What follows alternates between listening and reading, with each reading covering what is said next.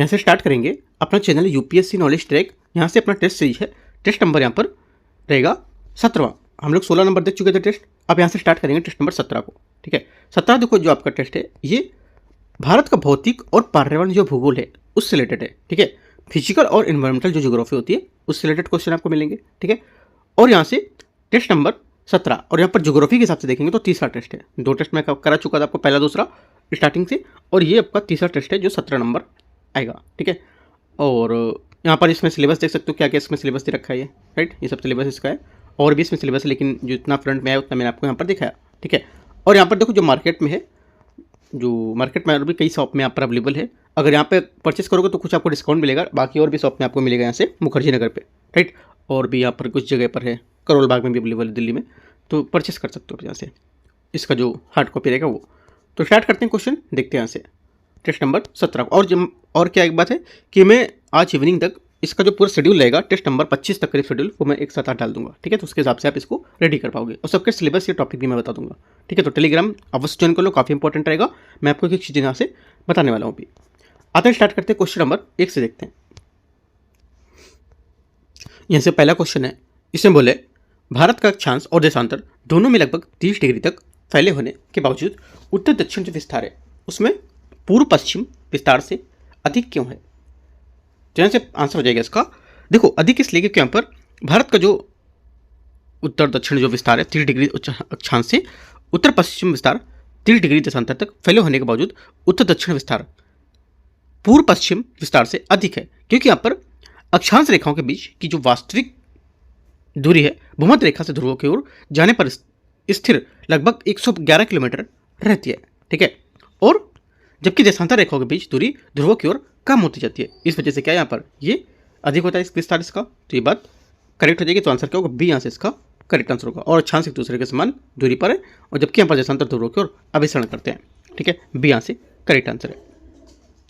Question number दूसरा है, भारतीय मानक जो माध्यान्ह रेखा है इसके संबंध में विचार करना है। ठीक है, पहला, उत्तर प्रदेश मिर्जापुर आईएसएम और कर्क रेखा का प्रतिच्छेदन बिंदु होते हैं। पहली बात यहाँ से इसका स्टेटमेंट गलत है, क्योंकि यहाँ पर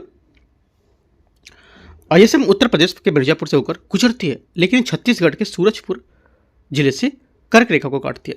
ठीक है, तो यहाँ से ये बात गलत हो जाएगी, ना कि ये उत्तर प्रदेश के मिर्जापुर को प्रतिच्छेदन बिंदु करती है, तो ये बात गलत हो जाएगा।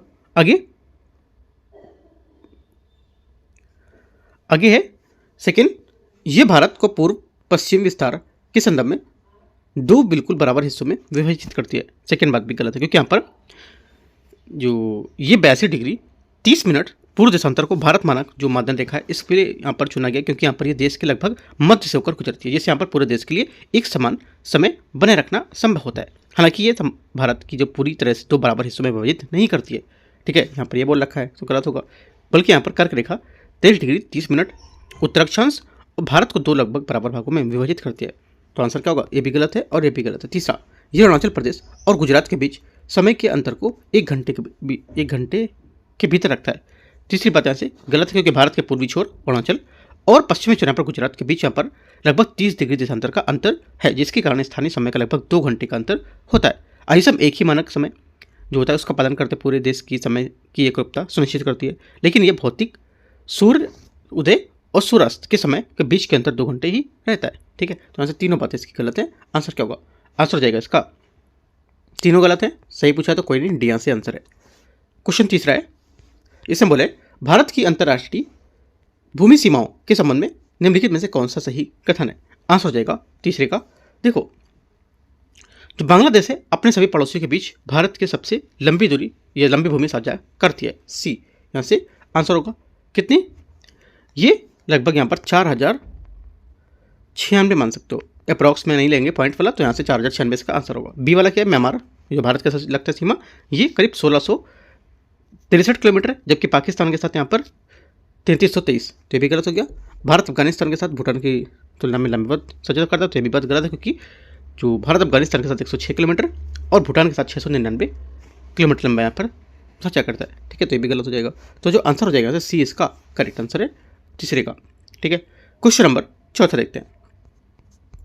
क्वेश्चन नंबर 4 है, इसमें बोले निम्नलिखित जोड़ियों पर विचार करना है। पर्वतीय श्रृंखला और यहाँ पर पर्वतीय दर्रा और पर्वतीय श्रृंखला दे रखा है। ठीक है, देखते हैं इसको। पहला है जो जोजिला आपका हो जाएगा पीर पंजाल।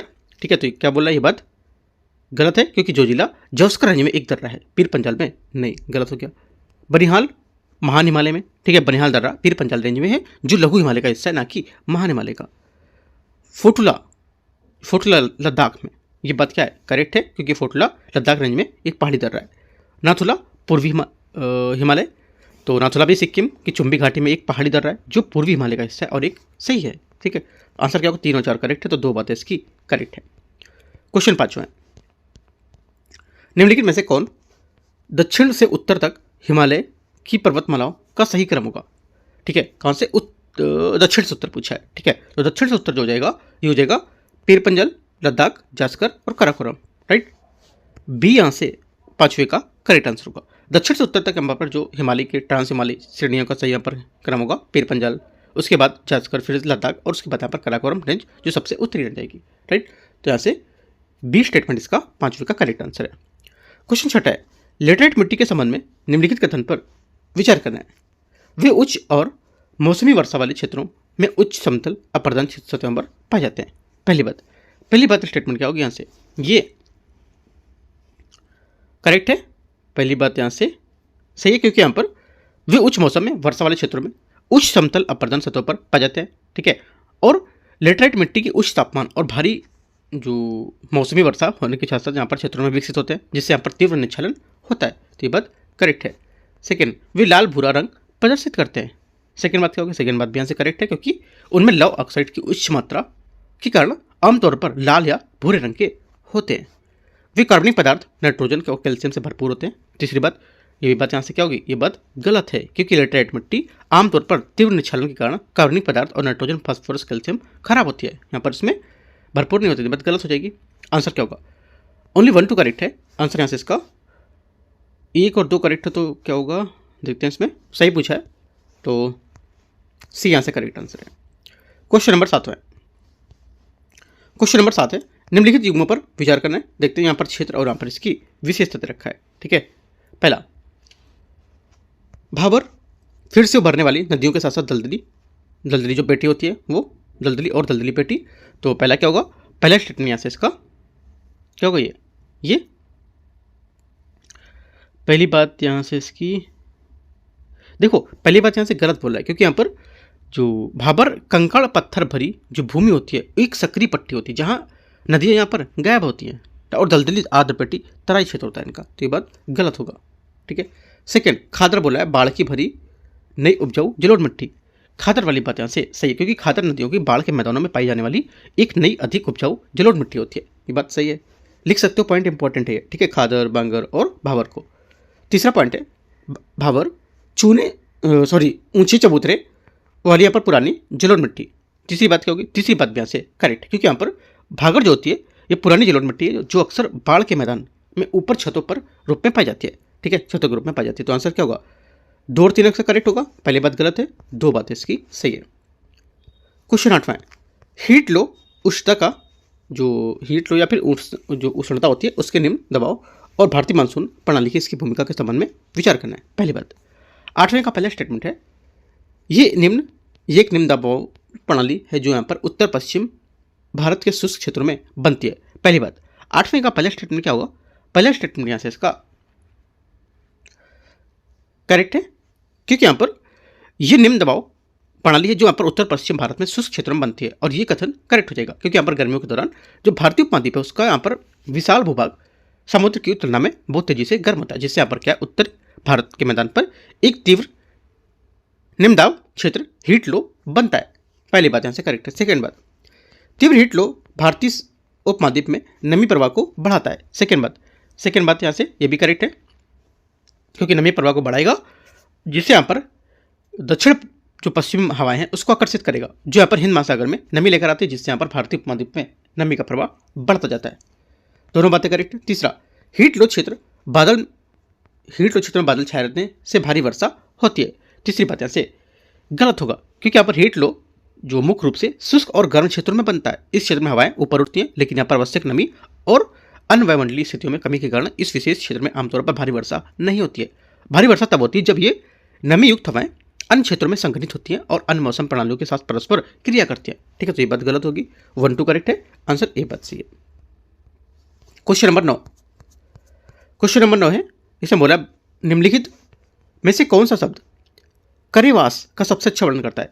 करेवास का सबसे अच्छा वर्णन में से कौन करता है? देखो, करेवास हिमनदी, मिट्टी और अन्य सामग्री और मोटे जमाव होते हैं, इकट्ठे होते हैं, जो हिमोट से जुड़े होते हैं और जो कश्मीर हिमालय के उच्च पठारों पर ऊंचे ठोस छतों पर पाए जाते हैं। ये विपली या प्लेस्टिनोसिन युग के इलेक्ट्रेटाइन झील में जम जाते हैं। इनको बोलते हैं कश्मीर घाटी के हिमनद मोटे जमाव, है ना। सी यहाँ से करेक्ट होगा आंसर। क्वेश्चन 10वां है, निम्नलिखित में से कौन प्रायद्वीपीय पठार का हिस्सा है? प्रायद्वीपीय पठार का हिस्सा में से कौन है? आंसर हो जाएगा 10वें का करेक्ट आंसर, एक तो दिल्ली रिज, ठीक है, अगला राजमहल पहाड़ियां, तीसरा हो जाएगा इलायची पहाड़ियां और चौथा हो जाएगा कार्बी आंगलोंग पठार। ये सभी क्या हैं? ये सभी यहाँ पर जो भौगोलिक विशेषताओं प्रायद्वीपीय पठार या उसके विस्तार का हिस्सा माने जाते हैं। ठीक है, क्योंकि यहाँ पर दिल्ली रिज, ये क्या उत्तर पश्चिम अरावली का विस्तार है, और राजमहल पहाड़ी ये पूर्व में स्थित और पूर्वी विस्तार का निर्माण करती है, और इलायची पहाड़ी जो है कॉर्डेमम हिल्स है, ये जो पठार होते हैं उसकी दक्षिण सीमा बनाती है। जबकि जो कार्बी आंगलोंग पठार है, ये क्या करता है? ये पठार पूर्वोत्तर में, यह मेघालय पठार क्षेत्र है, उसमें पाया जाने वाला एक प्रायद्वीपीय ब्लॉक का एक विस्तार होता है। ठीक है, तो याद रखना सभी करेक्ट है। आंसर क्या होगा? 10वें का आंसर हो जाएगा आपका सी। क्वेश्चन 11 है, क्वेश्चन नंबर 11 है, इसमें बोला ऊंची ऊंचाई वाली सक्सगाम घाटी कहाँ स्थित है? करेक्ट आंसर हो जाएगा 11वें का यहाँ से, ये काराकोरम रेंज में स्थित है। कहाँ स्थित है? काराकोरम रेंज में। सक्सगाम घाटी काराकोरम जल विभाजक के उत्तर में स्थित ऊंचाई घाटी है। ये घाटी दक्षिण में काराकोरम, उत्तर में और दक्षिण में काराकोरम पर्वत और उत्तर में कुनलुन पर्वत से घिरी हुई है। उत्तर में पूछ सकते हैं कि कहाँ से घिरी हुई है, किससे? कुनलुन। ठीक है, लिख देता हूँ कुनलुन। ठीक है, यहाँ से घिरी हुई उत्तर में। ठीक है, तो पहली बात यहाँ से जो रहेगी, सेकंड बात जस का रेंज, सॉरी काराकोरम रेंज इसका करेक्ट आंसर होगा। ठीक है, यहाँ से 12 नंबर क्वेश्चन है, इसको देखते हैं। इसमें बोला है तीनों हिमालय श्रृंखलाएं हिमाचल उत्तराखंड जो श्रृंखलाएं हिमाचल या उत्तराखंड में स्थित हैं। ठीक है, मौजूद है। तो पहली बात यहाँ से क्या होगी? पहली बात यहाँ से इसकी गलत होगी, क्योंकि यहाँ पर देखो जो तीनों महान श्रृंखलाएं हैं, जो महान हिमालय, मध्य हिमालय और शिवालिक, तो ये क्या है? हिमाचल और उत्तराखंड जो है उसके जो मौजूद हैं, ये बात गलत हो जाएगी, क्योंकि ये पर्वतमालाएं पूरे हिमाचल में पूर्व और पश्चिम से पूर्व में समानांतर रूप से फैली हुई है, ना कि केवल हिमाचल और उत्तराखंड में। तो ये बात इसकी गलत हो जाएगी जो बोल रहा है। ठीक है, सेकेंड, द्वार संरचनाएं दार्जिलिंग और सिक्किम हिमालय की एक प्रमुख विशेषता है। सेकेंड बात यहाँ से क्या होगी? सेकेंड बात यहाँ से ये करेक्ट है, क्योंकि यहाँ पर जो इन क्षेत्रों में शिवालिक निर्माण के बजाय द्वार संरचनाएं पाई जाती हैं, जिनका उपयोग चाय के बागानों के विकास के लिए यहाँ पर कर सकते हैं। ठीक है, आपसे यहाँ पर सिंपल सा क्वेश्चन पूछेगा, जो द्वार है जो कभी कभी न्यूज़ में देखा जाता है ना, या जो द्वार है जो यहाँ पर हिमालय की कुछ विशेषताएं बताता है, तो ये किससे संबंधित है, क्या है? तो बोलेगा चाय के बागान है, या कोई पहाड़ ऊंचा है, या कोई टिब्बा है, ऐसे करके कोई क्वेश्चन पूछेगा। तो याद रखना है द्वार मतलब DUAR, इसको ऐसे बोलते हैं। ठीक है, पहला गलत है, दूसरा सही। तीसरा, कांगटू और नामचा बरवा पर्वत श्रृंखलाएं अरुणाचल हिमालय में स्थित हैं। तीसरी बात यहाँ से ये करेक्ट है, क्योंकि यहाँ पर कांगटू जो है अरुणाचल प्रदेश का सबसे ऊंचा स्थान है, और नामचा बरवा हिमालय का पूर्वी बिंदु माना जाता है। 2 और 3 बात करेक्ट है। आंसर क्या होगा? आंसर हो जाएगा आपका यहाँ से सी बात इसकी करेक्ट है। क्वेश्चन नंबर 13 है, भारत के मध्य हाईलैंड्स में संगमरमर, स्लेट और नाइस चट्टानों की उपस्थिति मुख्य रूप से ये बताती है कि इस क्षेत्र ने अनुभव किया है क्या अनुभव किया है? देखो, इस क्षेत्र में तीव्र जो केंद्रित प्रक्रियाएं हैं उसका अनुभव किया है। सी यहाँ से करेक्ट आंसर होगा। ठीक है, क्योंकि यहाँ पर ये दर्शाती है, ये बताती है कि इस क्षेत्र में तीव्र केंद्रित जो प्रक्रिया होती है उसके अनुभव किया है। ठीक है, और संगमरमर, चूना पत्थर और स्लेट सिल का केंद्रित रूप होता है जो उच्च तापमान पर दबाव बनाती है। क्वेश्चन 14 है, हिमालय नदियों के संबंध में विचार करना। सतलुज नदी जस्कर रेंज और ग्रेट हिमालय दोनों को काटती है। ठीक है, पहली बात क्या होगी? 14 का जो पहला स्टेटमेंट होगा ये यहाँ से सही हो जाएगा, बात सही, क्योंकि यहाँ पर सतलुज नदी जैस्कर रेंज और ग्रेट हिमालय दोनों को काटती है। ये नदी सिपकिला दर्रे से होकर भारत में प्रवेश करती है और जो इन श्रेणियों के पार स्थित है। पहली बात सही है। दूसरा, ब्यास नदी पीर पंजाल रेंज में रोहताक दर्रे के पास से निकलती है। सेकेंड बात भी सही है, क्योंकि यहाँ पर ब्यास कुंड रोहताक दर्रे के पास से स्थित है, जो यहाँ पर ब्यास नदी का उद्गम होता है। ठीक है। तीसरा, रावी नदी सिपकिले दर्रे से होकर हिमाचल प्रदेश में प्रवेश करती है। तीसरी बात यहाँ से गलत है, क्योंकि यहाँ पर सतलुज नदी सिपकिला दर्रे से प्रवेश करती है, जबकि यहाँ पर रावी नदी हिमाचल प्रदेश में हिमालय से निकलती है। बात गलत हो जाएगी। ओनली 1 2 करेक्ट है। आंसर यहाँ से बी सही आंसर है 14 का। क्वेश्चन 15, 15 नंबर क्वेश्चन 15 है। इसे बोले भारत में शीत ऋतु के दौरान निम्नलिखित में से कौन सी विशेषताएं आमतौर पर देखी जाती हैं। आंसर हो जाएगा 15 का। एक तो पहला, देश भर में उत्तर पूर्वी व्यापारिक पवनें चलती हैं। ठीक है, पहली बात क्या होगी, पहली बात यहाँ से करेक्ट है। और ये हवाएं शुष्क और जो पूर्व से उत्तर पूर्व से दक्षिण पश्चिम की ओर बहती है। बात सही है।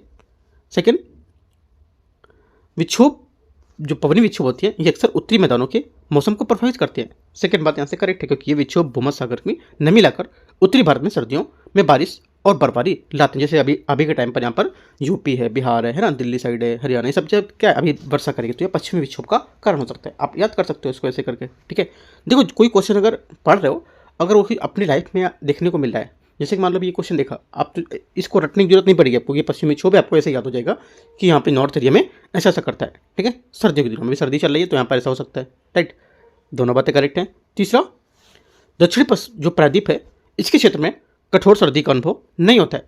तीसरी बात क्या है, तीसरी बात भी यहाँ से इसकी करेक्ट है, क्योंकि समुद्र के प्रभाव के कारण प्रायद्वीपीय पठार या प्रायद्वीपीय भारत में तापमान मध्यम रहता है और कठोर सर्दी नहीं पड़ती है। ठीक है, तो मतलब यहाँ से ये भी स्टेटमेंट करेक्ट है।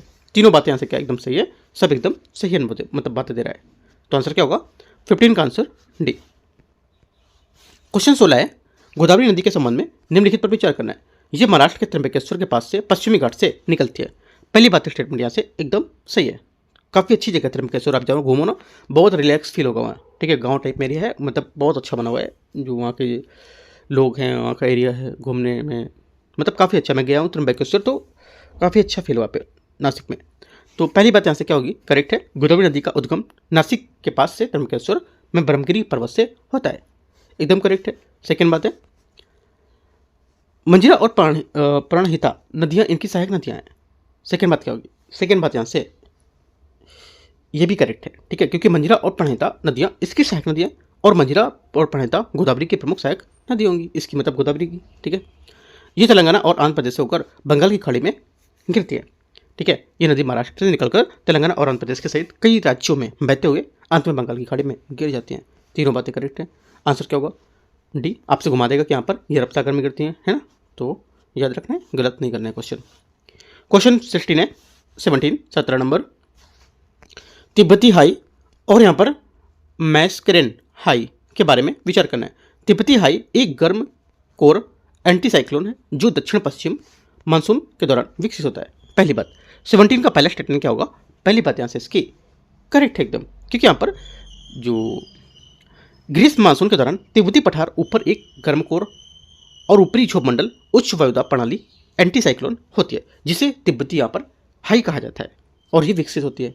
ये बात से हो जाएगा। सेकेंड, मैस्करेन हाई उत्तर हिंद महासागर में स्थित एक निम्नदाब प्रणाली होती है। सेकेंड बात क्या होगी, सेकेंड बात यहाँ से ये गलत हो जाएगी। क्यों, क्योंकि यहाँ पर मैस्करेन हाई दक्षिण हिंद महासागर में एक स्थायी और उच्च दबाव वाले यहाँ पर जो नहीं होती है, जबकि यहाँ पर उत्तरी हिंद महासागर में निम्न दाब की प्रणाली होती है। ये बात गलत हो जाएगी। ठीक है, लिख लेना है, जो पॉइंट गलत हो रहा है आपको लिखते जाना है। ठीक है, तो आपका नोट से एक अच्छा तैयार होगा कि क्या यहाँ पर चीज़ें थी। ठीक है, तीसरा, तिब्बती हाई भारत में मानसून वर्षा के पैटर्न को प्रभावित करता है। तीसरी बात क्या होगी, तीसरी बात यहाँ से इसका ये करेक्ट है, क्योंकि जो तिब्बती हाई की स्थिति तीव्रता भारतीय ग्रीष्मकालीन मानसून की वर्षा के पैटर्न को महत्वपूर्ण रूप से प्रभावित करती है। ओनली 1 3 करेक्ट है। आंसर सही पूछा है तो 17 का क्या होगा आंसर, सी यहाँ से सही आंसर है। क्वेश्चन 18 नंबर है, भारत में उष्णकटिबंधीय सदाबहार वनों के बारे में विचार करना है। पहली बात, पहला है वे केवल पूर्वोत्तर पहाड़ियों तक ही सीमित हैं। पहली बात क्या होगी, पहली बात स्टेटमेंट यहाँ से इसका गलत है। ठीक है, क्योंकि यहाँ पर वे भारत के पश्चिमी भाग या पश्चिमी घाट के पूर्वी और पश्चिमी ढलानों पूर्वोत्तर राज्य और अंडमान निकोबार द्वीप में पाए जाते हैं। गलत हो गया। वे 200 सेंटीमीटर से अधिक वर्षा वाले क्षेत्रों में पाए जाते हैं जहां शुष्क मौसम छोटा होता है। सेकेंड बात क्या होगी? सेकेंड बात यहाँ से करेक्ट है। ठीक है, उष्णकटिबंधीय सदाबहार वन उन क्षेत्रों में पाए जाते हैं जहां 200 सेंटीमीटर से अधिक वर्षा होती है और तापमान 15 से 30 डिग्री सेंटीग्रेड के बीच होता है। तीसरा, इन वनों में पेड़ की अच्छी तरह से स्तरित होते हैं, मतलब इन वनों में पेड़ अच्छी तरह से क्या होते हैं? स्तरित होते हैं और झाड़ियाँ लताओं से ढके होते हैं। तीसरी बात क्या होगी?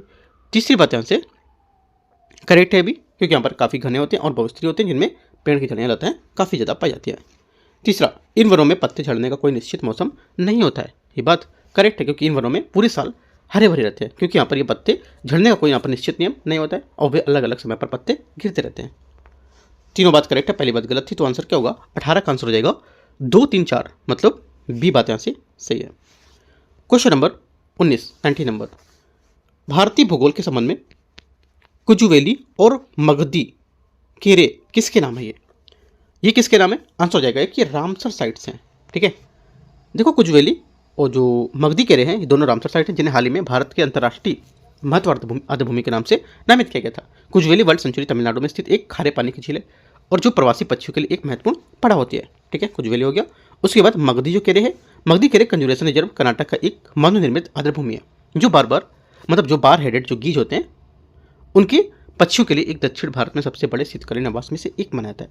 ठीक है, तीसरा कजुवेली, अच्छा ये तो दोनों तो हो गए, और ये जो कजुवेली और मगधी हैं इसके खारे पानी झीलों में आर्द्रभूमियां वेटलैंड्स, मगधी केरे एक संरक्षण रिजर्व और रामसर स्थल है, और कजुवेली एक पश्चिम बयान और रामसर स्थल होगा। ठीक है, तो ये सब बातें आपको याद रखनी है। आंसर क्या होगा? 19 का सी यहाँ से करेक्ट आंसर है। क्वेश्चन 20 नंबर क्वेश्चन है, देखते हैं इसको। इसमें बोला है निम्नलिखित कथनों पर विचार करें। थार का मरुस्थल केवल राजस्थान राज्य तक सीमित है। पहली बात यहाँ से क्या होगी? ये पहली बात यहाँ से स्टेटमेंट इसका गलत है, क्योंकि थार मरुस्थल का अधिकांश हिस्सा राजस्थान में स्थित है, लेकिन गुजरात, पंजाब, हरियाणा, पाकिस्तान और सिंध के पंजाब प्रांत में फैला हुआ है। तो ये बात क्या होगी? गलत होगी। दूसरा, सुंदरवन मैंग्रोव भारत और बांग्लादेश में फैले हुए हैं। ठीक है, सेकेंड बात यहाँ से करेक्ट है, क्योंकि यहाँ पर सुंदरवन दुनिया का सबसे बड़ा मैंग्रोव वन क्षेत्र है जो भारत का और बांग्लादेश के बीच दोनों के बीच यहाँ पर फैला हुआ है। पूर्वी घाट पश्चिमी घाट की तुलना में अधिक राज्यों से कवर करता है। तीसरी बात यहाँ से करेक्ट है, क्योंकि पश्चिमी घाट मुख्यतः 6 राज्य हैं, गुजरात, महाराष्ट्र, गोवा, कर्नाटक, केरल, तमिलनाडु को कवर करता है, जबकि पर पूर्वी घाट ओडिशा, आंध्र प्रदेश, तेलंगाना, कर्नाटक, तमिलनाडु से अधिक राज्यों के यहाँ पर फैला हुआ है। तो ये बात सही हो जाएगी। चौथी बात है कर्क रेखा भारत के 8 राज्यों से होकर गुजरती है। ये भी बात यहाँ से सही है, सबको पता है कौन कौन से हैं। ठीक है, तो बताने की जरूरत नहीं है इसमें। आंसर क्या होगा? आंसर हो जाएगा कितने सही हैं? 2, 3, 4, मतलब 2, 3, 4 तो आंसर हो जाएगा यहाँ से। इसमें 2, 3, 4 नहीं दिया है, तो जो आंसर होगा यहाँ से अपना आंसर लिख लेते हैं हम लोग। 2, 3, 4 किसको बनाऊँ? 2, 4 है, इसको बना लेते हैं ना। 2, 3, 4 इसको कर लेते हैं। ठीक है, 2, 3 और 4 सी यहाँ से क्या होगा? 20 का करेक्ट आंसर होगा। यहाँ पर जो एडिट करवा देंगे पीडीएफ में, तो आप ये आंसर जो आपको मार्केट में मिलेगा एकदम ठीक हो जाएगा वो। ठीक है, थोड़ा सा जो प्रिंट यहाँ पर अपडेट कर लिया करो, कुछ जैसे मिस्टेक वगैरह, तो बाकी यहाँ पर जो कथन है सब एकदम सही है। थोड़ा सा लिखने में ये ऊपर नीचे हो जाता है, तो ये बात यहाँ से क्या होगा? 20वें का सी नंबर स्टेटमेंट करेक्ट होगा। 2, 3 और 4 बाकी मैं आपको बताता जा रहा हूँ। ठीक है, आगे देखते हैं 21 नंबर क्वेश्चन। क्वेश्चन 21 है, निम्नलिखित पर विचार करना है। कथन 1 और कथन 2 देखते हैं इसको। इसमें बोला है कथन 1 में भारत के पश्चिमी तटीय मैदान बंदरगाह के विकास के लिए प्राकृतिक परिस्थितियां प्रदान करते हैं। पहली बात यहाँ से इसका रहेगा ये करेक्ट है। सेकेंड बात, भारत के पश्चिमी तटीय मैदान एक उभरा हुआ तट होता है। ये बात यहाँ से गलत होगा, क्योंकि यहाँ पर भारत के पश्चिमी तटीय मैदान एक उभरा हुआ तट है। ये बात गलत है, क्योंकि यहाँ पर पश्चिमी तटीय मैदान एक निमज्जित तट है, जबकि यहाँ पर पूर्वी तटीय मैदान एक उभरा हुआ तट होगा। ठीक है, तो ये बात गलत हो जाएगी। पहली बात यहाँ से सही थी, क्योंकि यहाँ पर पश्चिमी तट जो है ये निमज्जित तट है, और जिसका एक उदाहरण है कि यहाँ पर एक संकीर्ण और यहाँ पर इसमें बंदरगाहों का प्राकृतिक जो बंदरगाह उसके विकास के लिए काफ़ी अच्छा परिस्थिति होती है। तो आंसर क्या होगा? सी यहाँ से करेक्ट आंसर, एक सही और दूसरा गलत है, sorry C. Question number 22, Andaman और निकोबार द्वीप समूह के संबंध में विचार करना है। देखते हैं कि यहाँ पर इसमें बोला है इसमें क्या दे रखा है 22 में, हाँ इसमें रिचीज, ये रिचीज लिखा हुआ है, रिचीज और आर्किपेलेगो, रिचीज और आर्किपेलेगो, और यहाँ पर लेबिरिथ और आइलैंड्स, लेबिरिथ और आइलैंड्स शामिल होते हैं। पहली बात क्या होगी, पहली बात यहाँ से जो स्टेटमेंट रहेगा ये एकदम सही है, क्योंकि यहाँ पर देखो वे इस क्षेत्र में, इस क्षेत्र के भीतर एक द्वीप समूह है, दोनों नोट करके लिखना काफ़ी इंपॉर्टेंट है, ठीक है। तो पहली बात सही है। सेकंड बात है दोनों 10 डिग्री चैनल द्वारा अलग होते हैं। सेकंड बात यहाँ से गलत है, क्योंकि यहाँ पर 10 डिग्री चैनल अंडमान द्वीप समूह को निकोबार द्वीप समूह से अलग करता है। जो रिचीज आर्किपेलेगो है और लेबिरिथ आइलैंड्स है, दोनों अंडमान द्वीप समूह का हिस्सा हैं। ये बात 10 डिग्री से अलग होते गलत हो जाएगा। ये भूमध्यरेखीय प्रकार की वनस्पति का समर्थन करते हैं, ये भी बात यहाँ से गलत, क्योंकि यहाँ पर नम सदाबहार और घने वर्षावन होते हैं जो उष्णकटिबंधीय और जलवायु से जुड़े होते हैं, ना कि पूरी तरह से भूमध्यसागरीय वनस्पति से। तो ये बात गलत हो गई। चौथी बात, बैरन द्वीप भारत का एकमात्र सक्रिय ज्वालामुखी है, निकोबार सागर में स्थित है। चौथी बात यहाँ से करेक्ट है। आंसर क्या होगा, 1 और 4 करेक्ट है। तो आंसर देखो यहाँ से इसके बारे में, दोनों के बारे में लिख लेना ये सब बातें, ठीक है। तो 1 और 4 यहाँ से करेक्ट है, तो आंसर ए यहाँ से सही बात है। 23 है, निम्नलिखित पर विचार करना, दिब्रू, सुबनसिरी और कानेंग और तीस्ता, इनमें से कितनी ब्रह्मपुत्र की दाहिनी तट के यहाँ पर सहायक नदियाँ होंगी। आंसर हो जाएगा 23 का। एक तो यहाँ से देखो दिब्रू बाएं तट की सहायक नदी है, ठीक है। तो यहाँ से क्या होगा, बाएं तट की है, लेकिन यहाँ पर दाहिनी पूछा है तो गलत होगा। सुबनसिरी दाहिने तट की सही है, और कानेंग यहाँ पर दाहिने तट की सही है, और तीस्ता भी दाहिने तट की है। तो 2 3 4 यहाँ से क्या होगा, इसका आंसर होगा, मतलब 23 का जो आंसर हो जाएगा ये कितना होगा, सी है ना। सी यहाँ से करेक्ट आंसर है 23 का। 24 देखते हैं। 24 है,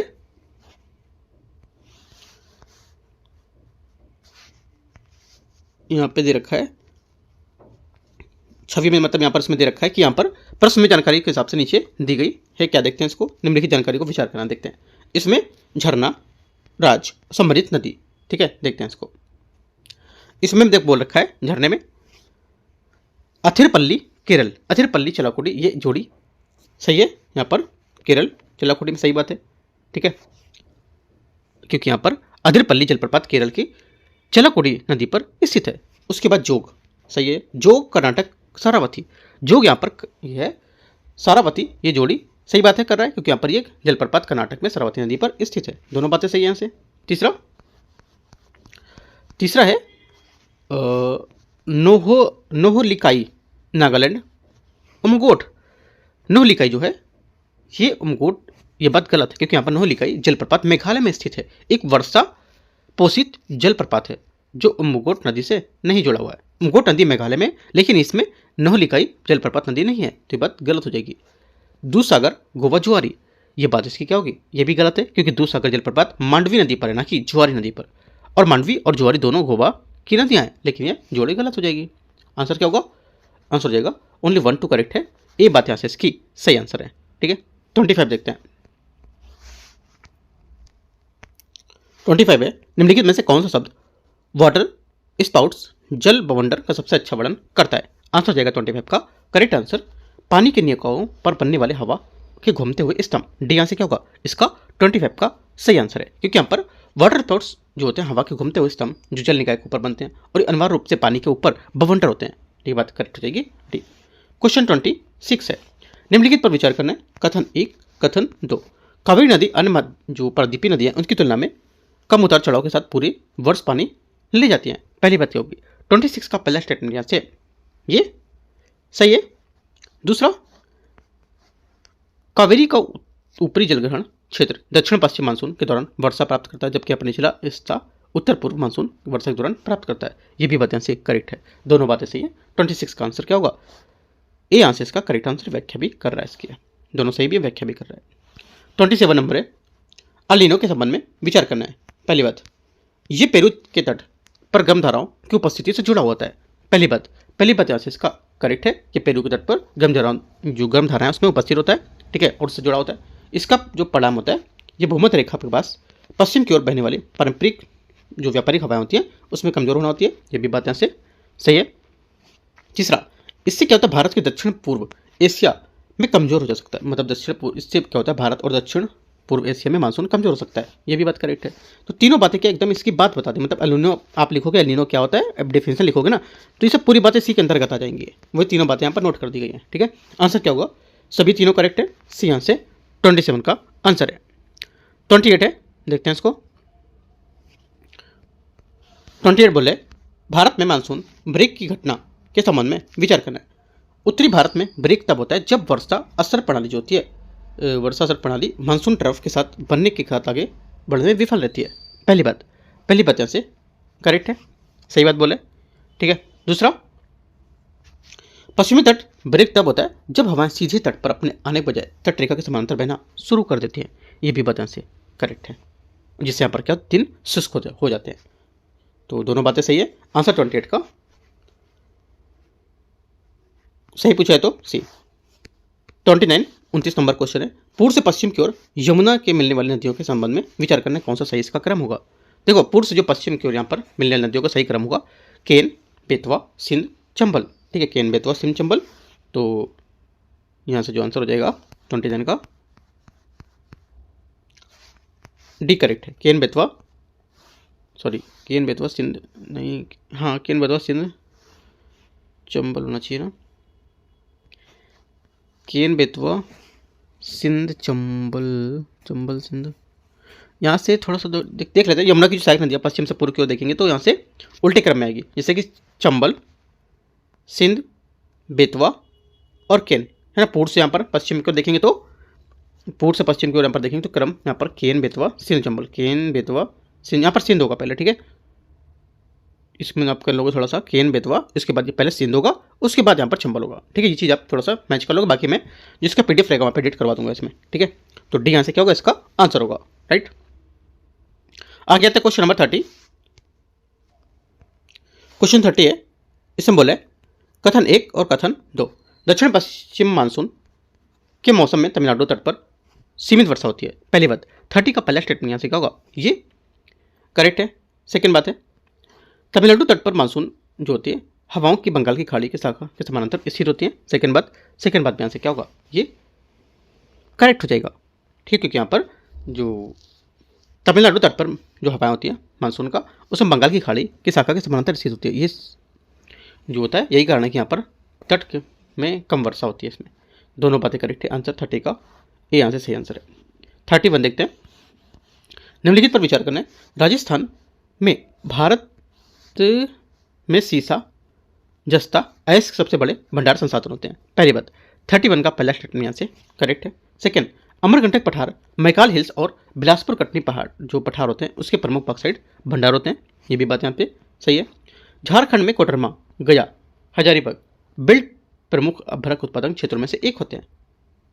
तीसरी बात भी करेक्ट है, तीनों बातें यहाँ से करेक्ट है। 31 का आंसर क्या होगा, डी यहाँ से सही आंसर है। क्वेश्चन नंबर 32, पायरोलुसाइड, साइलोमेलेन और ब्रूनाइट किसके अयस्क हैं, ये किसके अयस्क हैं, आंसर जाएगा 32 का करेक्ट आंसर मैग्नीज के अयस्क हैं, बी यहाँ से सही आंसर है। क्वेश्चन 33 है, निम्नलिखित जोड़ियों पर मिलान करना है, देखते हैं विचार करें इसमें। दोआब और नदी 33 में, पहली बात जलंधर ये हो जाएगा ब्यास और सतलुज, सही बात है। बारी, ब्यास और रावी, ये भी बात सही है। चाज, चिनाब और झेलम, ये भी बात यहाँ से करेक्ट है। सिंध सागर, चिनाब और रावी, ये बात गलत है क्योंकि सिंध सागर ये सिंधु और झेलम चिनाब नदियों के बीच स्थित है, ना कि चिनाब और रावी के बीच, ये बात गलत हो जाएगी। ओनली 1 2 3 है, 3 सी 33 का आंसर है। 34, निम्नलिखित यहाँ पर जोड़ियों पर विचार करना है, देखते हैं इसको। स्थानीय तूफान और यहाँ पर इसके विवरण दे रखे हैं। पहली बात यहाँ से 34 का इसमें बोल रखा है कि ये नॉर्वेस्टर क्या होते हैं, देखो नॉर्वेस्टर्स होते हैं ये केरल के तटीय कर्नाटक मानसून पूर्व वर्षा होती है, ये बात गलत है क्योंकि यहाँ पर नॉर्वेस्टर जो होते हैं ये पश्चिम बंगाल और असम में शाम की आंधी होती है ना, और ये इसका विवरण मैंगो शॉवर से संबंधित होगा, तो ये बात गलत होगा। सेकेंड, लू क्या है, लू बोला है कि पर ये गर्मियों के दौरान भारत में गर्म, शुष्क और धूल भरी हवाएं होती हैं। सेकेंड बात ऐसे करेक्ट है, सही बात है। मैंगो शॉवर्स क्या होते हैं, बंगाल में असम में देर से वसंत के दौरान हिंसक आंधी होती है, अभी मैंने आपको बताया, ठीक है, क्योंकि यहाँ पर देखो ये केरल और तटीय कर्नाटक में मानसून पूर्व वर्षा होती है जो आमों की जल्दी पकने में मदद करती है, ना कि बंगाल में असम में हिंसक आंधी। ये बात गलत हो जाएगी। ठीक है, चौथा,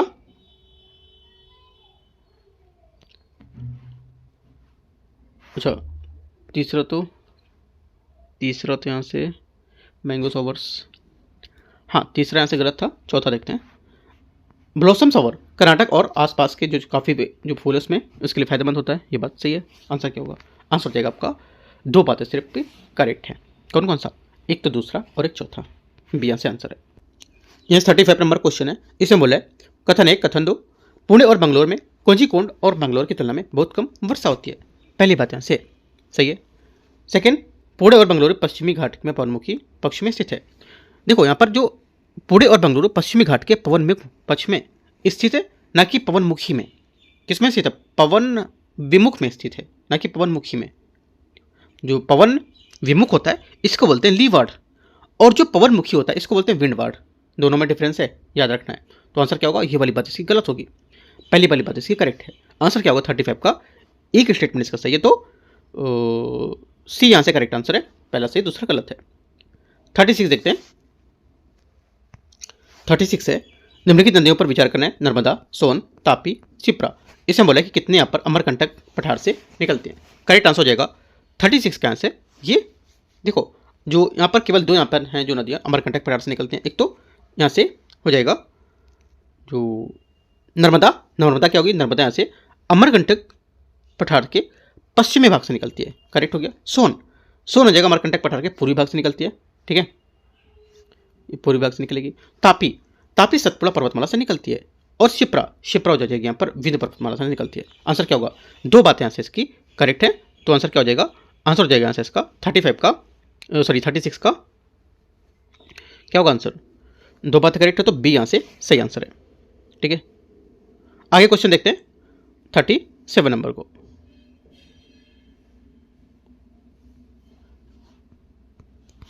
खैर, नीम, खिजड़ी और पलास मुख्य वृक्ष हैं किसके? आंसर हो जाएगा 37 का करेक्ट आंसर यहाँ से। ये है जो खैर, नीम, खिजड़ी और पलास मुख्य वृक्ष उष्णकटिबंधीय कांटेदार वन के। तो यहाँ से आंसर क्या होगा? उष्णकटिबंधीय कांटेदार वन, डी यहाँ से करेक्ट आंसर होगा। ये वन दक्षिण पश्चिम पंजाब, हरियाणा, राजस्थान, गुजरात, मध्य प्रदेश, उत्तर प्रदेश के शुष्क क्षेत्रों में पाए जाते हैं। ठीक है, तो क्या होगा? करेक्ट आंसर यहाँ से डी करेक्ट होगा। ठीक है, आगे आते क्वेश्चन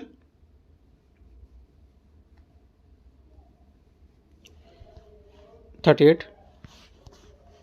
निम्नलिखित पर विचार करना है। उष्णकटिबंधीय पवन, उष्णकटिबंधीय वन, उपोष्णकटिबंधीय चीड़ के वन, नम शीतोष्ण वन और अल्पाइन वन। ठीक है, इनमें बोल रहा है कि कितने प्रकार के वन हिमालय पर्वतमाला हैं उसमें पाए जाते हैं।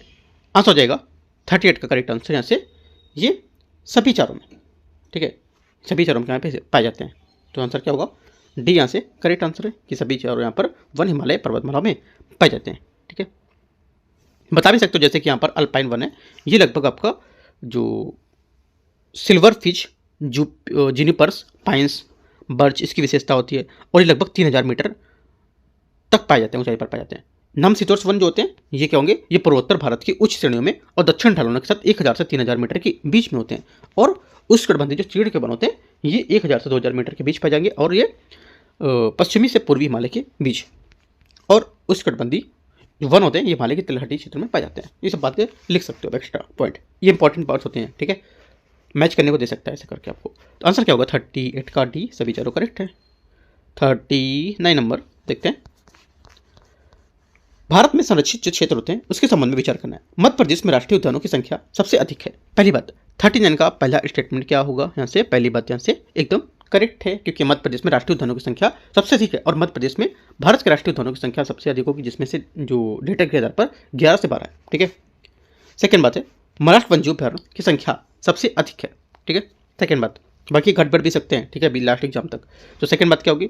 घट बढ़ सकेंगे तो आपको करंट में चेंज देखने को मिलेंगे फिर। ठीक है, सेकेंड बात यहाँ से ये भी करेक्ट है, क्योंकि यहाँ पर हालांकि कुछ स्रोत में विरोधाभासी हो सकते हैं, और यहाँ पर इस संदर्भ में ये बताता है कि स्रोत सामग्री संदर्भ में सही बात है। स्रोत के हिसाब से यहाँ पर सही बता रहा है कि इसकी संख्या सर्वाधिक, महाराष्ट्र में वन्यजीव अभ्यारण्यों की संख्या सर्वाधिक होगी। ठीक है, तीसरी बात है महाराष्ट्र में वन्यजीव अभ्यारण्यों की संख्या सबसे अधिक है। मध्य प्रदेश में वन्यजीव अभ्यारण्यों की संख्या सबसे अधिक है, लेकिन महाराष्ट्र में यहाँ पर मध्य प्रदेश में वन्यजीव राष्ट्रीय उद्यान संख्या अधिक है, तो यहाँ पर इसका में मध्य प्रदेश में भी कहीं कहीं पर देखा गया था, है ना। तो देखो कुछ ये देखो ये क्वेश्चन जो होता है ये करंट का क्वेश्चन है, ठीक है। तो अभी करंट जैसे कि मान लो यहाँ पर अप्रैल की है, मार्च की है ना, फरवरी की है, तो अभी यहाँ पर चला दिसंबर, तो बीच में जो ऐड हुए हैं वो यहाँ पर इसमें नहीं शामिल किया गया। तो आप एक बार इसको क्वेश्चन को अपने साइड से भी देखोगे, ठीक है, कि कितना है, एक बार गूगल करके लेटेस्ट डेटा है वो लिख लोगे, राइट। और ये क्वेश्चन को भी नोट कर लो, क्योंकि ये क्वेश्चन आपका लास्ट तक काम आएगा, राइट। लास्ट तक यहाँ पर कितना डेटा है उसके अकॉर्डिंग आप पेपर में लिखोगे, ठीक है। ये नहीं कि मैंने फरवरी में पढ़ा था तो उतना ही लिखा था, है ना। आगे, क्योंकि करंट के डेटा चेंज होते रहते हैं। आगे, नागालैंड के सामुदायिक भंडारों की संख्या में सबसे अधिक होगी। नागालैंड की जो सामुदायिक भंडार है उसकी संख्या सबसे अधिक है, तीसरी बात से करेक्ट है। भारत में 214 सामुदायिक भंडार है और नागालैंड की उसकी सबसे ज़्यादा संख्या इसमें है। तीनों बातें यहाँ से फिलहाल करेक्ट है। आंसर क्या होगा, डी यहाँ से करेक्ट होगा। इस क्वेश्चन को आप लिख लो कि जो लेटेस्ट डेटा होगा उसके अकॉर्डिंग आप क्वेश्चन को करना, ठीक है। क्वेश्चन नंबर 40 है, अपने मैंग्रोव कवर के आधार पर निम्नलिखित में से किन शासित प्रदेशों में अवरोही क्रम के साथ व्यवस्थित करना है। देखते हैं 40 को। पहला व्यवस्थित करेंगे अवरोही क्रम में, तो आंसर हो जाएगा इसका आंसर 40 का पश्चिम बंगाल, महाराष्ट्र और कर्नाटक। पश्चिम बंगाल, महाराष्ट्र, कर्नाटक, यहाँ से सी सही आंसर होगा, ठीक है। सी सही आंसर है 40 नंबर का।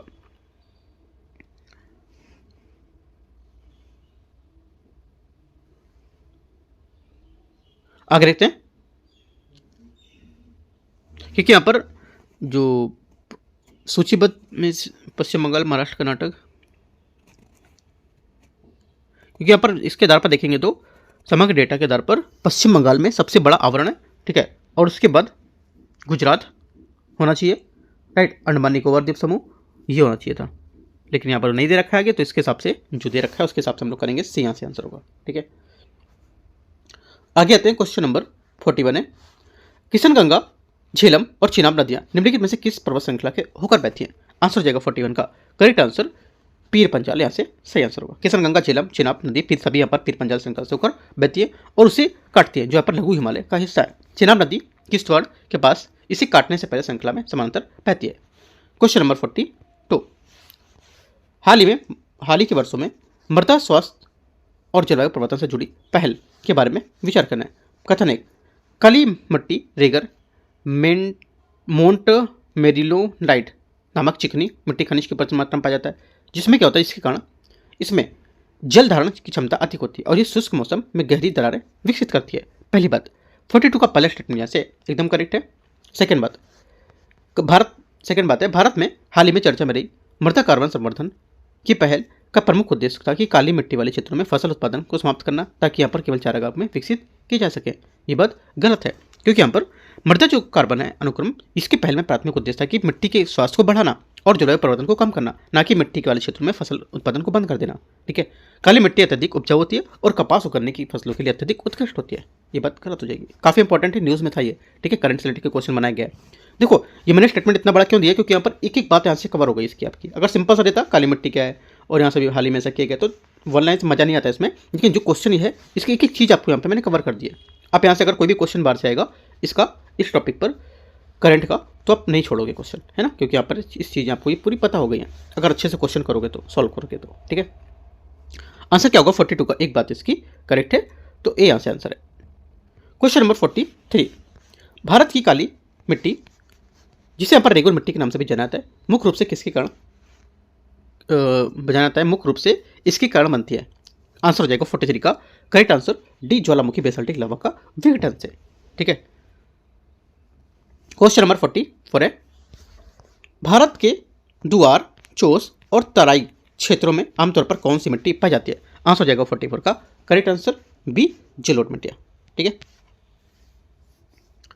क्वेश्चन नंबर 45 देखते हैं, लाल मिट्टी के संबंध में, सब मिट्टी के क्वेश्चन एक साथ आ गए इसमें, देखते हैं, कोई नहीं। ये फेरो मैग्नीशियम से संबद्ध क्रिस्टली और मेटामॉर्फिक चट्टानों से प्राप्त होती है, पहली बात। दूसरी बात है, ये उन क्षेत्रों में ढलानों में पाए जाते हैं जहां काली मिट्टी का प्रभुत्व होता है। तीसरी बात है, ये छिद्र और भुरभुरी होती है और आमतौर पर कंकड़ और चूने से मुक्त होती है। तो यहाँ पर लाल मिट्टी के बारे में कौन सी विशेषता होगी, देखो यहाँ पर जो इसकी 1 और 3 बातें ये करेक्ट है, दूसरी बात इसकी गलत होगी, है ना। दूसरी बात गलत, क्योंकि यहाँ पर उन क्षेत्रों में ढलान पर नहीं पाई जाती है, बल्कि यहाँ पर उन क्षेत्रों में पाई जाती है जहाँ काली मिट्टी का प्रभुत्व नहीं होता है, और मुख्य रूप से दक्षिण भारत के पूर्वी हिस्सों में, ओडिशा, झारखंड में। ओनली 1 3 करेक्ट है। आंसर यहाँ से सी सही आंसर है। 46 नंबर है, निम्नलिखित पर विचार करना है, सह्याद्री, विंध्य और अरावली। ठीक है, देखते हैं इसको 46 को। और क्या है इसमें, सह्याद्री, विंध्य और अरावली, और हाँ पूर्वी घाट और दिल्ली रेंज। इसमें से कितने यहाँ पर भूवैज्ञानिक क्षेत्र में अरब सागर और बंगाल की खाड़ी के जल निकासी घाटियों के बीच जल विभाजक बनाते हैं? आंसर हो जाएगा 46 का करेक्ट आंसर यहाँ से ये सभी। क्या हो जाएगा आंसर, ये सभी यहाँ से पांचों इसके करेक्ट आंसर हो गए। जो सह्याद्री था मैंने आपको बताया था, सह्याद्री जो है ये अरब सागर और बंगाल की खाड़ी के अफवातंत्र के बीच प्रमुख जल विभाजक का काम करेगी। ठीक है, और नीचे क्या था, नीचे लिखा था विंध्य भी लिखा था। चलो मैं दिखाई देता हूँ। सह्याद्री हो गया, विंध्य क्या है, विंध्य में होगा कि जो एक जल विभाजक है जो उत्तर भारत की नदियों और प्रादीपीय जो नदियाँ उसके हिस्से को जल प्रवाह से अलग करती है। और अरावली क्या होगा, अरावली ये पर्वतमालाएं नर्मदा और गंगा के मैदानों के बीच जल विभाजक बनाती हैं, और साथ ही कुछ क्षेत्रों में अरब सागर के बंगाल की खाड़ी के बीच होती हैं। ठीक है, 3 बातें ये। आगे देखते हैं इसको 2 बातों को और। पूर्वी घाट ये क्या है, पूर्वी घाट जो है ये पश्चिमी घाट, पूर्वी घाट सॉरी जो पूर्वी घाट है ये जो प्रायद्वीपीय भारत में पूर्वी तट पर बहने वाले नदियों के प्रवाह को प्रभावित करते हैं। ठीक है, दिल्ली रिच ये अरावली पर्वतमाला का विस्तार है, और गंगा व सिंधु जो प्रणाली होती है उसके बीच जल विभाजक का भी काम करता है। तो सभी बातें यहाँ से करेक्ट है ना, ये सभी जल विभाजक के बीच काम करते हैं या बनाते हैं। पांचों बातें करेक्ट हैं। क्वेश्चन 47 है, निम्नलिखित पर विचार करना है। कथन 1, कथन 2, भारतीय मानसून के दौरान मौसमों को बदलने के साथ साथ पवन प्रणाली पूर्ण परिवर्तन होता है। पहली बात यहाँ से स्टेटमेंट इसका करेक्ट है, सही है। सेकेंड बात है, गर्मी के दौरान हवाएं जमीन से समुद्र की ओर चलती हैं, जिससे उपमहाद्वीप में शुष्क मौसम आता है। सेकेंड बात यहाँ पर गलत, क्योंकि गर्मी के दौरान हवाएं समुद्र से जमीन की ओर चलती हैं, जिससे यहाँ पर भारी वर्षा होती है, ना कि शुष्क मौसम होता है। तो ये बात गलत हो जाएगा। ओनली 1 करेक्ट है। आंसर 47 का सी यहाँ से करेक्ट होगा। 48 है, निम्नलिखित पर विचार करना है। बिहार और उड़ीसा में हेमाटाइट लो अयस्क खदानें नहीं होती हैं। पहली बात क्या होगा, पहला स्टेटमेंट यहाँ से इसका ये गलत है, क्योंकि बिहार और उड़ीसा जो है, बिहार उड़ीसा और झारखंड है, यहाँ पर हेमाटाइट और लोस के विशाल भंडार पाए गए थे। तो ये बात गलत हो जाएगी। राजस्थान की खेतड़ी में कॉपर बेल्ट में कोबाल्ट ऐश पाया जाता है। सेकेंड बात यहाँ पर सही है। ठीक है, तीसरा, निकल अंडमान की अल्ट्रा बेसिक चट्टानों पर पाया जाता है। तीसरी बात क्या होगी, तीसरी बात भी यहाँ से करेक्ट है, हालांकि उड़ीसा में इसमें सबसे बड़े भंडार भी देखे गए। आंसर क्या होगा, 2 3 करेक्ट है, तो बी सही आंसर है। क्वेश्चन 49 है, निम्नलिखित पर विचार करना है। सुरमा, चूना पत्थर, जर्मेनियम, लिथियम, टेंटलम। ठीक है, इनमें बोला है कि उपरोक्त में से किन्हें आधिकारिक तौर पर महत्वपूर्ण खनिजों के रूप में नामित किया गया। आंसर हो जाएगा 49 का करेक्ट आंसर जो होगा, देखो सुरमा, ठीक है, जर्मेनियम, राइट, मैच कर देते हैं। सुरमा, जर्मेनियम, ठीक है, लिथियम और टेंटलम ये आधिकारिक तौर पर भारत में मनुष्य खनिज के रूप में नामित किया गया, जबकि चूना पत्थर यहाँ पर इसमें नहीं किया गया। राइट, भारत में 30 महत्वपूर्ण खनिज की सूची यहाँ पर जारी की, जिसमें यहाँ पर ये तत्व शामिल है। भारत लिथियम और कोबाल्ट जैसे कई महत्वपूर्ण खनिजों के आयात पर महत्वपूर्ण निर्भरता भी रखता है। ठीक है, क्योंकि यहाँ पर चूना पत्थर महत्वपूर्ण खनिजों की सूची में शामिल नहीं किया गया, इसलिए क्योंकि यहाँ पर भारत के पास इसका पर्याप्त भंडार है। आंसर क्या होगा, आंसर हो जाएगा 1 3 4 5, 1 3 4 5 किधर है, 1 3 4 5 सी नंबर पे, सी क्या होगा 49 का करेक्ट आंसर है।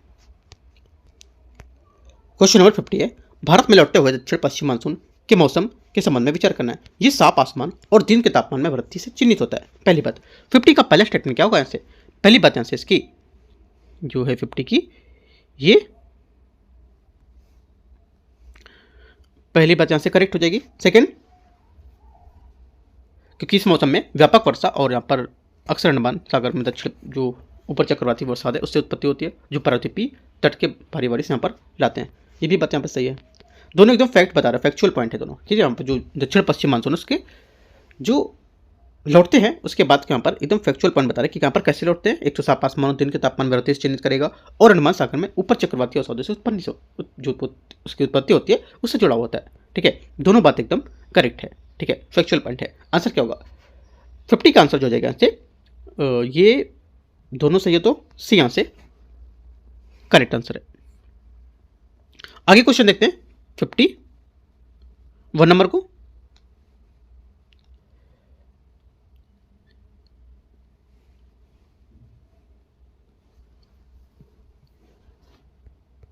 फिफ्टी वन है, निम्नलिखित दुर्लभ पृथ्वी तत्वों को उनके अनुप्रयोग, प्रमुख अनुप्रयोगों के जो से मैच करना है। ठीक है, देखते हैं 51 को। पहला तत्व और यहाँ पर अनुप्रयोग इनके, पहला है नियोडेनियम।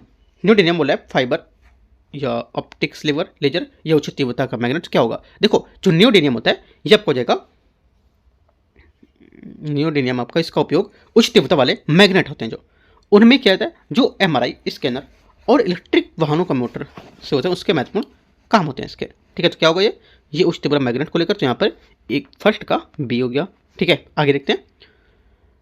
सेकेंड बोला है लेंथेनम। लेंथेनम क्या होता है, देखो लेंथेनम जो होता है इसका उपयोग अक्सर कैमरा लेंस जो स्पष्टता को सुधार करने के लिए पर फाइबर ऑप्टिक्स में कर सकते हैं। ठीक है, तो क्या होगा, ये फाइबर ऑप्टिक्स लेता, तो सेकंड का क्या होगा, ए हो गया, और थर्ड का क्या होगा देखते हैं। थर्ड का हो जाएगा आपका स्कैंडियम।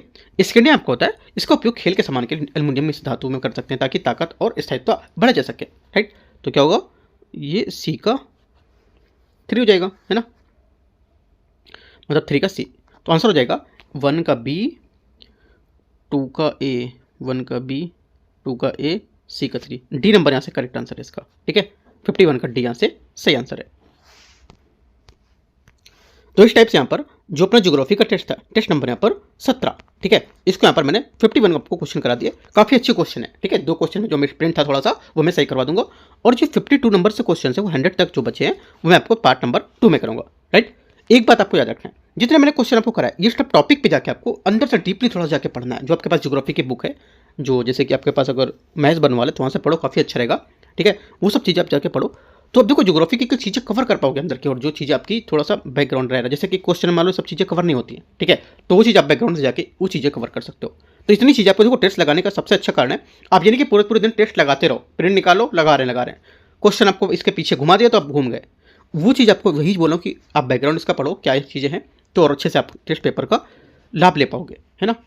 बाकी कुछ डाउट रहेगा नीचे कमेंट या टेलीग्राम से पूछ सकते हो। ठीक है, एंड करते हैं, all the best, thank you.